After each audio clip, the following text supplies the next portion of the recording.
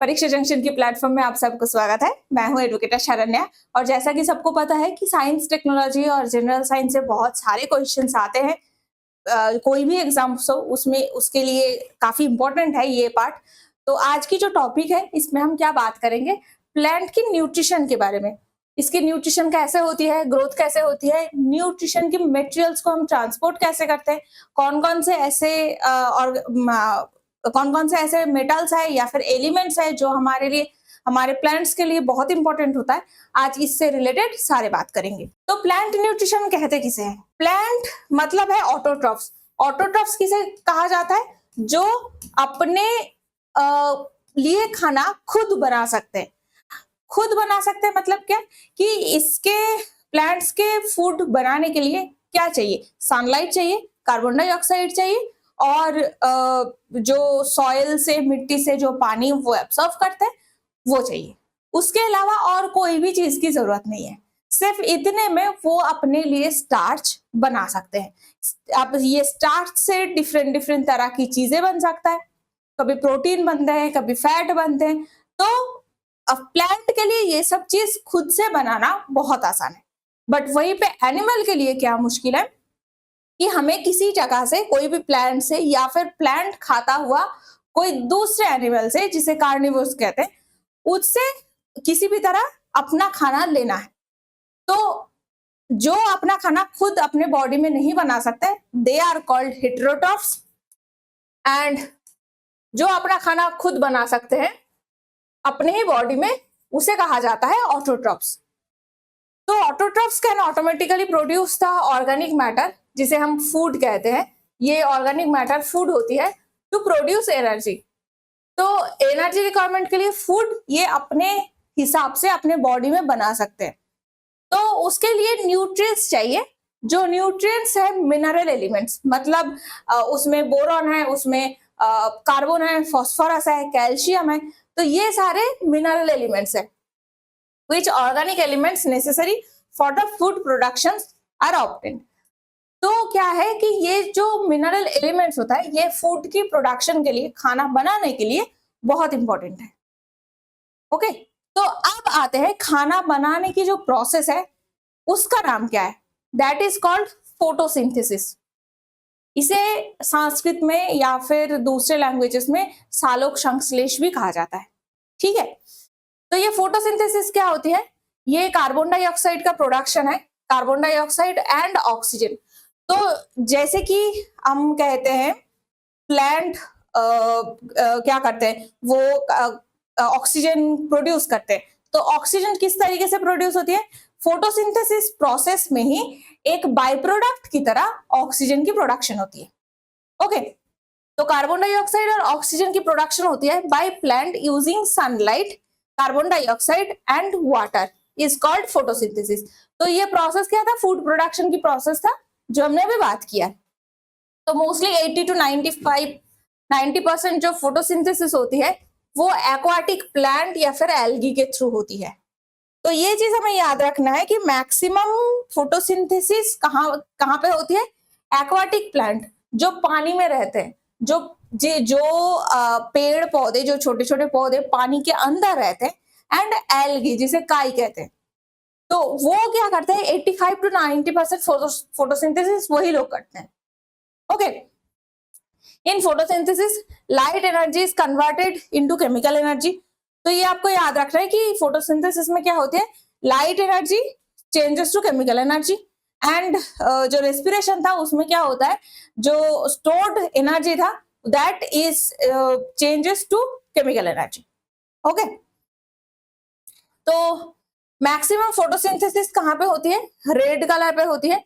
And second जो place है maximum कौन से कलर पे होती है? रेड कलर पे होती है। सेकेंड जो कलर है वो है ब्लू। ठीक है, ये आपको याद रखना होगा। नेक्स्ट क्या है? Photosynthetic pigment. तो फोटोसिंथेटिक पिगमेंट जो है उसका नाम क्या है? That is called chloroplast, chlorophyll जो रहता है क्लोरोप्लास्ट में। ओके, तो ये जो क्लोरोप्लास्ट है, क्लोरोप्लास्ट के अंदर क्लोरोफिल रहता है, वो कौन कौन से कलर एब्जॉर्व करता है? ऑरेंज एब्जॉर्व करता है, रेड एब्जॉर्व करता है, ब्लू एब्जॉर्व करता है, वायलेट एब्जॉर्व करता है। और ये रिफ्लेक्ट क्या करता है? क्लोरोफिल ग्रीन पिगमेंट को रिफ्लेक्ट करता है, दैट इज रिफ्लेक्टेड। तो ये रिफ्लेक्टेड ग्रीन लाइट रिफ्लेक्ट करता है, इसीलिए क्लोरोफिल हमारे आंख में ग्रीन कलर का दिखता है। ओके, तो बेसिकली ये अगर हमारे light spectrum, this is light spectrum, तो लाइट स्पेक्ट्रम के अंदर इतने सारे कलर है। तो विबजियर के बारे में आपने सब पढ़ा होगा, ये वायलेट है, इंडिगो है, ब्लू है, green, yellow, orange and red, this is VIBGYOR. तो ये विबजियर का जो कलर है, इनमें क्लोरोफिल एब्जॉर्ब क्या करता है? वायलेट को करता है, इंडिगो कलर, तो ये दोनों कलर को करता है। ये वायलेट, इंडिगो, ब्लू तीनों कलर एब्जॉर्ब होता है, और ऑरेंज और रेड ये कलर एब्जॉर्ब होता है। तो रिफ्लेक्ट क्या करता है? ग्रीन। ये जो ग्रीन कलर है, ग्रीन कलर का पार्ट रिफ्लेक्ट करता है, इसीलिए क्लोरोफिल का जो कलर है वो हमें ग्रीन दिखता है। और एक चीज हमें याद रखना है कि क्लोरोफिल जो है उसके अंदर मेन जो मेटालिक एलिमेंट है दैट इज मैग्नीशियम। तो हम प्लांट की बॉडी में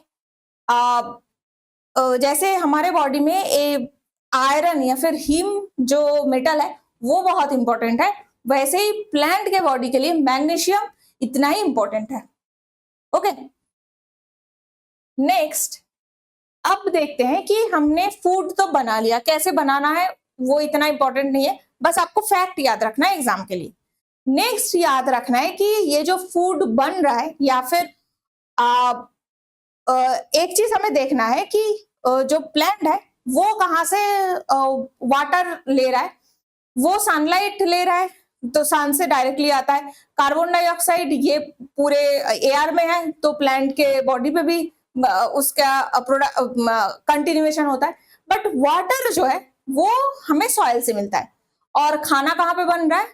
वो लीव्स पे बनते हैं, पत्ते पे बनता है। तो ये जो सॉइल से रूट के थ्रू लीफ तक पहुंच रहा है, पत्ते तक पहुंच रहा है, वो ट्रांसपोर्ट होता कैसे? या फिर पत्ते में खाना बना, उसके बाद पूरे जो पेड़ है, पूरे ट्री के बॉडी में कहा कैसे पहुंच रहा है? ये जो प्रोसेस है this is called transportation process. तो ये ट्रांसपोर्टेशन में कौन कौन काम करता है, कौन हेल्प करता है, इसके बारे में हमें जानना है, क्योंकि हमारी जो आज टॉपिक है वो न्यूट्रिशन है एंड ग्रोथ। तो ग्रोथ के लिए कौन कौन से चीज की जरूरत है ये भी हमें जानना होगा।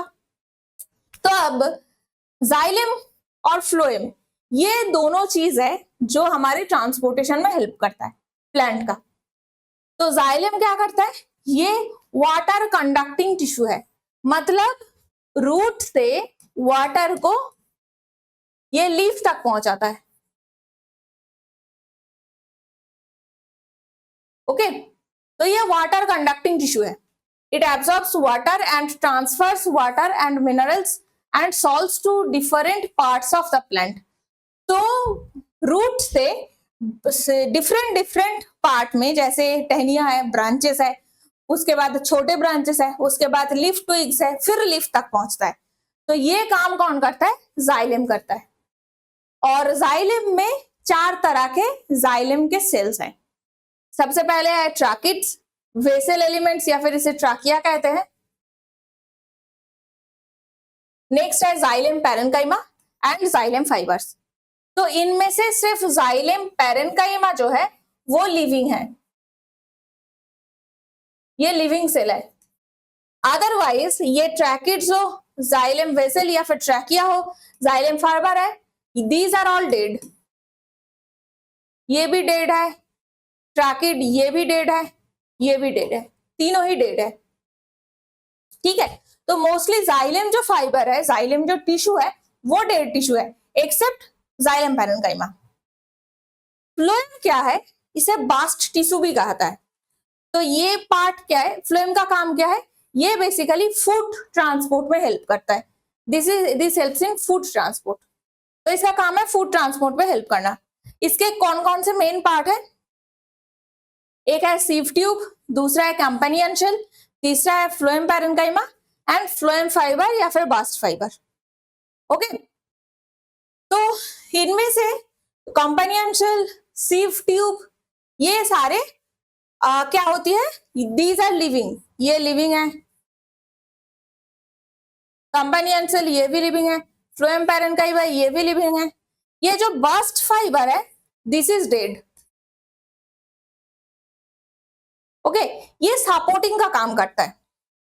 बास्ट फाइबर आपने देखा होगा कहां पे पता है, जैसे कि पाट जो हमारी फसल होती है जिसमें जो पाट के फाइबर से ऐसे बैग्स बनते हैं और बहुत सारे सामग्री बनते हैं, तो वो जो पाट के फाइबर होते हैं जो लंबे लंबे से फाइबर होते हैं दैट इज फ्लोएम फाइबर, उसे that is bast fibre.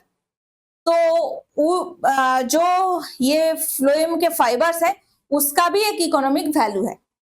Okay, तो इसका काम क्या है, ये फूड को ग्रीन पार्ट से अदर बॉडी पार्ट पे लेके जाता है, तो ये फूड की ट्रांसपोर्ट में हेल्प करता है। फ्लोएम कौन कौन से चीज से बना है ये तो ऑलरेडी हमने बात कर लिया, तो जाइलम और फ्लोएम ये दोनों चीज को आपको याद रखना है, ट्रांसपोर्टेशन के लिए प्लांट के बहुत ही हेल्पफुल है। ठीक है, और ट्रांसपोर्टेशन मतलब इसका ट्रांसपोर्टेशन होगा तो तभी इसके प्लांट सेल के अंदर इसके जो मेटाबॉलिक एक्टिविटी है वो ही होगा एंड ग्रोथ होगी। तो बेसिकली ये भी हमें इनडायरेक्टली ग्रोथ में ही हेल्प करता है। तो ये जाइलम है जिसका वन डायरेक्शनल मूवमेंट है, ये आपको दिख रहा है क्योंकि ये वाटर की मूवमेंट है, तो वाटर की मूवमेंट कहाँ पे होगी, सॉइल के रूट के थ्रू सॉइल से लीफ तक की होगी। एंड जो फ्लोएम फाइबर है उसमें दोनों साइड पे है, पत्ते से नीचे की तरफ भी जा सकता है क्योंकि वो उसमें तो फूड ट्रांसपोर्ट हो रहा है, और फिर ऊपर की तरफ भी जा रहा है, तो वो दोनों डायरेक्शन में जाता है। ठीक है, तो ये आपको याद रखना है, this is xylem and this is phloem. Okay, अब प्लांट के न्यूट्रिएंट्स कैसे एसेंशियल होते हैं, तो एसेंशियल न्यूट्रिएंट्स जो है वो कंप्लीट उसके लाइफ साइकिल के लिए बहुत ही इंपॉर्टेंट है। कंप्लीट लाइफ साइकिल नहीं तो नहीं हो पाता है क्योंकि बीच में जो प्लांट है उसकी डेथ हो सकती है अगर ये कम अमाउंट पे, जितना अमाउंट चाहिए उतना नहीं ना मिला, तो अगर डेफिशिएंसी हुआ तो डेथ तक हो सकता है। तो यस, डिसऑर्डर्स होती है एंड डेवलप ठीक ठाक से नहीं होता। तो ऐसे 17 एलिमेंट है टोटल नंबर में, जिसे शॉर्ट टर्म या फिर लॉन्ग टर्म ये दोनों कहते हैं। तो लॉन्ग टर्म मतलब क्या है, वो लार्ज क्वांटिटी में चाहिए और पूरे बॉडी के डेवलपमेंट के लिए ज्यादा क्वांटिटी में चाहिए, और शॉर्ट टर्म जो होते हैं वो चाहिए तो जरूरी एसेंशियल माइक्रोन्यूट्रिएंट है, बट वो बहुत ही कम अमाउंट पे चाहिए ये तो एसेंशियल ही है बट कम अमाउंट पे चाहिए, एक कम अमाउंट पे चाहिए एक ज्यादा अमाउंट पे चाहिए। ओके, तो लार्ज क्वांटिटी में जो रहता है उसे क्या कहते हैं, macro element, these are called macro elements. तो मैक्रो एलिमेंट्स कितने तरह के हैं, 9 तरह के हैं। सबसे पहले carbon, hydrogen, oxygen, nitrogen, phosphorus, जो मेन चीज है जैसे carbon, hydrogen, nitrogen, oxygen, phosphorus, hydrogen, तो इस तरीके का है। पोटेशियम, सल्फर, कैल्शियम, मैग्नीशियम, तो ये सारे हैं, ये टोटल 9 टाइप का है। ठीक है, अब आते हैं एसेंशियल न्यूट्रिएंट जो स्मॉल क्वांटिटी में चाहिए उसे कहते हैं माइक्रोन्यूट्रिएंट्स। तो ये कितने हैं, माइक्रोन्यूट्रिएंट्स है 8 तरह की, जैसे क्या है, बोरान है, क्लोरीन है, कॉपर है, आयरन है, मैंगनीज है, मोलिब्डेनम, जिंक, निकल। तो ये जो 8 है दीज आर कॉल्ड माइक्रोन्यूट्रिएंट्स क्योंकि इसकी अमाउंट बहुत कम होता है और इसके अमाउंट काफी ज्यादा होता है। ओके, अब आते हैं ग्रोथ के लिए। जैसे ग्रोथ डेवलपमेंट के लिए हमें अपनी ह्यूमन बॉडी पे हमने बहुत सारे हॉर्मोन्स देखा था, वैसे प्लांट के लिए भी हॉर्मोन्स बहुत इंपॉर्टेंट है।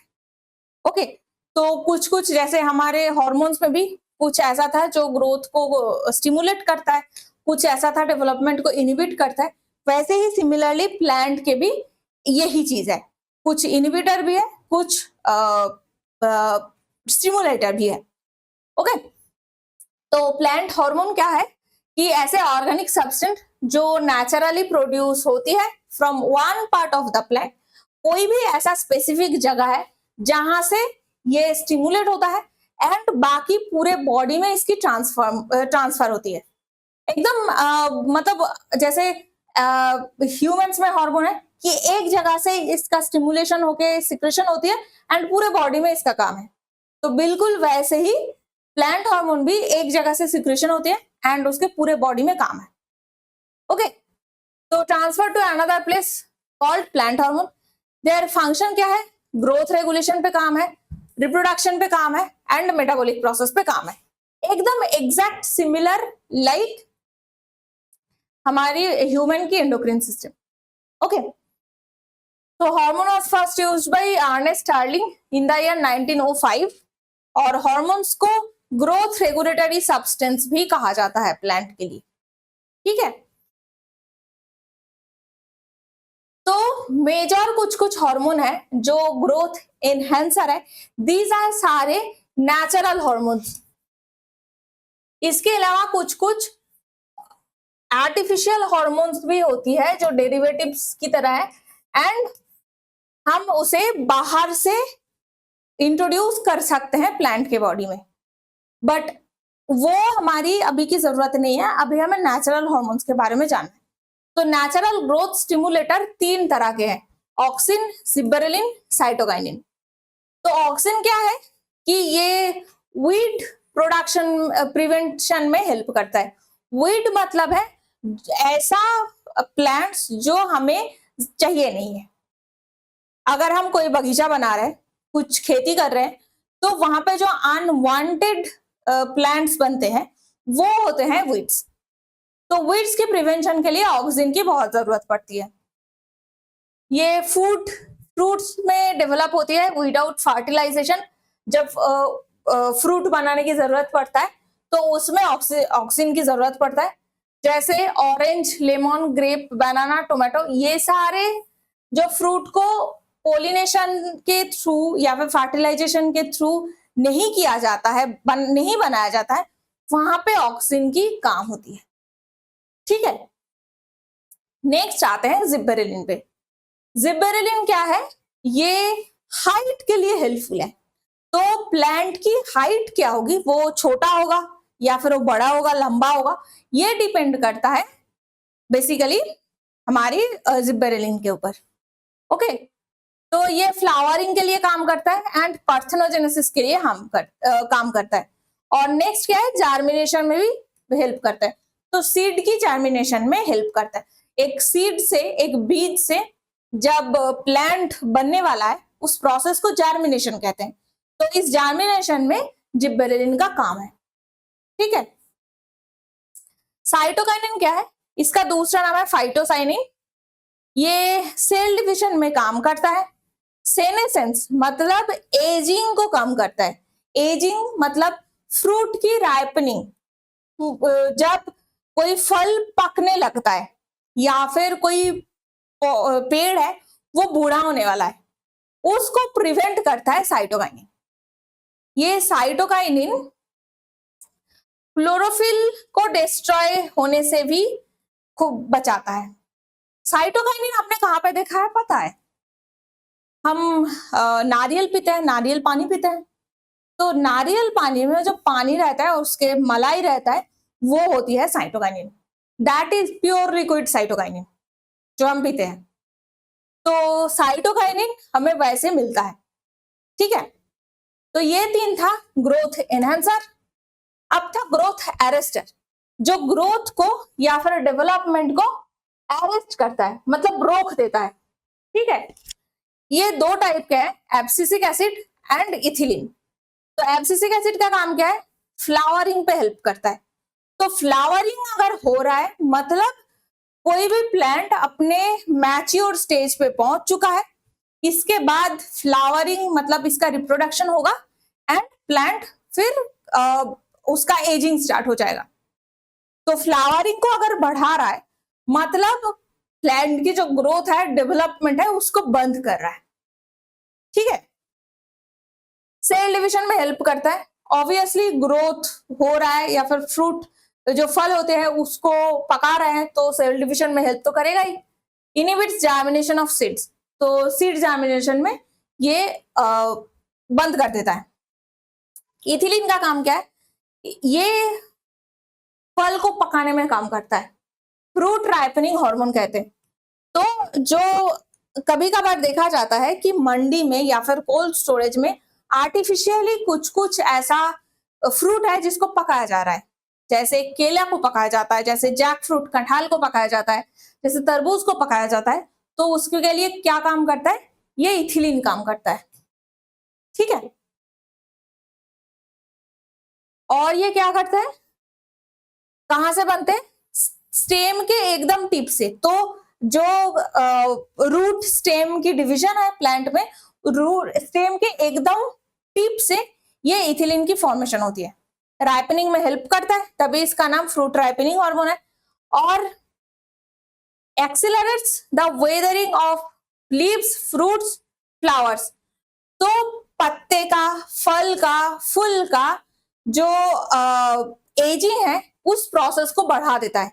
दैट एक्सीलरेट्स द वेदरिंग, मतलब धीरे धीरे वो बूढ़ा हो रहा है और फिर क्या होगा, बूढ़ा होकर वो जो प्लांट है वहां से गिर जाएगा, जो फ्लावर है, फ्रूट है, वहां से गिर जाएगा। तो ये काम कौन करता है? इथिलीन कराता है, ठीक है। तो हम प्लांट रिप्रोडक्शन की बात करते हैं। तो सबसे पहले हमने कैसे खाना खाते हैं वो देखा है, न्यूट्रिशन देखा है। न्यूट्रिशन के बाद हमने डेवलपमेंट के लिए कौन कौन हार्मोन काम करता है ये देखा है। अब रिप्रोडक्शन पे आते हैं, ओके। तो प्लांट की रिप्रोडक्शन जो है वो बेसिकली ऑफस्प्रिंग बनाने का प्रोसेस है। दो टाइप का है, sexual reproduction and asexual reproduction. बस आपको नाम ज्यादा ही जानना है, उससे ज्यादा जरूरी नहीं है। तो मेजर प्लांट्स रिप्रोडक्शन के लिए कौन कौन है? मेजर जो पार्ट्स है वो फ्लावर है, स्टैमेन है, पिस्टिल है, एंड जो रिप्रोडक्टिव ऑर्गन्स है वो सारे हैं, ठीक है। तो जो ऐसे सेक्सुअल रिप्रोडक्शन का प्रोसेस है उसे पोलिनेशन कहा जाता है, ठीक है। तो पोलिनेशन में बेसिकली क्या होती है, जो पोलेंस है, पोलेंस क्या है? मेल रिप्रोडक्टिंग पार्ट, मेल रिप्रोडक्टिंग पार्ट है पोलेन। और फीमेल जो है ये कहां पे रहता है? पोलेन एंथर पे रहता है। पोलेन जो है वो बेसिकली एंथर के अंदर रहता है और वहां से ये ट्रांसपोर्ट होके स्टिग्मा तक जाते हैं। ये स्टिग्मा क्या है? Female reproductive part. ये फीमेल रिप्रोडक्शन में हेल्प करता है। This is called pollination, okay. ये दो टाइप का है, self pollination and cross pollination. Differential maturity क्या होती है कि कुछ कुछ ऐसा प्लांट होता है जहां पे कैसा है कि जो प्लांट है उसमें फ्लावर की जो डेवलपमेंट है वो मेल पार्ट फीमेल पार्ट दोनों साथ में रहते हैं, ठीक है। तो मेल पार्ट फीमेल पार्ट जब साथ में रहते हैं तो उसमें क्या होती है? सेल्फ पोलिनेशन के चांसेस है। सेल्फ पोलिनेशन कैसे होगा? ये मान लो फ्रूट है, ये एक फ्लावर है, फ्लावर के अंदर ये एंथर है,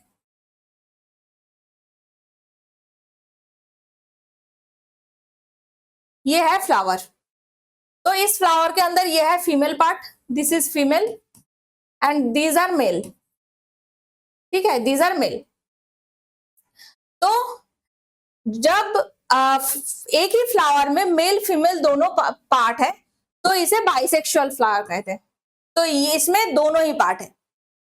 अब कुछ कुछ ऐसे प्लांट भी होते हैं, ऐसे फ्लावर भी होते हैं जिसमें सिर्फ फीमेल पार्ट है, सिर्फ मेल पार्ट है।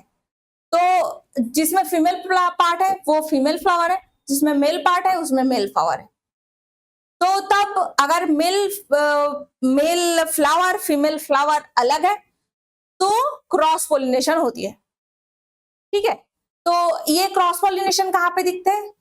सीताफल या कद्दू का फूल, इसमें बहुत क्लियरली मेल फुल फीमेल फुल अलग से दिखता है। ओके, और जो चाइना मेरीगोल्ड है, या फिर क्या हो सकता,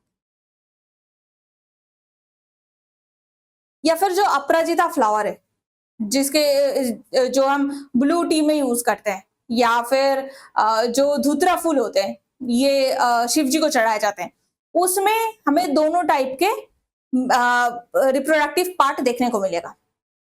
अब कुछ कुछ ऐसे भी फूल होते हैं जिसमें कुछ फूल में male part female reproductive organ दोनों है, बट मैच्योरिटी आइदर मेल की हो रही है या फिर फीमेल की हो रही है। तो अगर फीमेल रिप्रोडक्टिव ऑर्गन मैच्योर्ड है तो वो फुल फीमेल फ्लावर है, अगर मेल रिप्रोडक्टिव ऑर्गन मैच्योर हो रहा है तो वो मेल फूल है।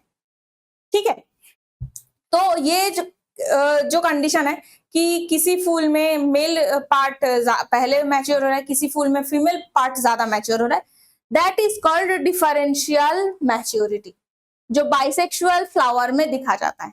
बाइसेक्सुअल फ्लावर में maturation of pistil and gynoecium, मतलब ये फीमेल रिप्रोडक्टिव पार्ट है, this is female reproductive part.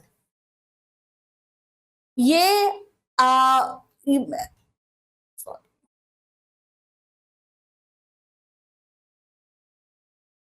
Pistil जो है ये मेल रिप्रोडक्टिव पार्ट है, एंड गाइनोसियम जो है ये फीमेल रिप्रोडक्टिव पार्ट है। ये दोनों अलग अलग टाइम पे मैच्योर हो रहा है एंड उसका नाम है डिफरेंशियल मैच्योरिटी।